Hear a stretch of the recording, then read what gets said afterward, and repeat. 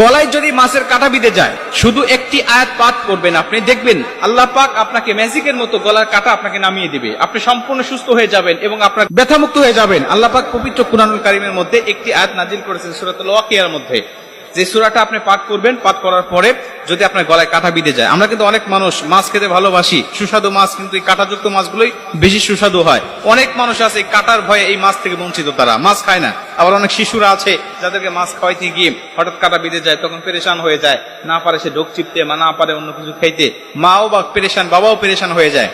কিন্তু না, আপনি যদি আপনার বাচ্চার হোক অথবা আপনার নিজের হোক অথবা অন্য কারোর হোক, যদি গলায় কাঁটা বিঁধে যায়, তখন আপনি নিজেই এই আমলটা করে তার গলা থেকে কাঁটাটা নামাইতে পারবেন ইনশাআল্লাহ। সূরাতুল ওয়াকিয়া আয়াত নম্বর 83। সূরাতুল ওয়াকিয়া আয়াত নম্বর 83 আল্লাহ পাক বলেন, ফালাউলা ইযা বালাগাতিল হুলকুম, ফালাউলা ইযা বালাগাতিল হুলকুম। আমি আয়াতটা পাঠ করতেছি, যারা শুনতেছেন তারা তো অবশ্যই জানেন, আমি আয়াত নাম্বারটা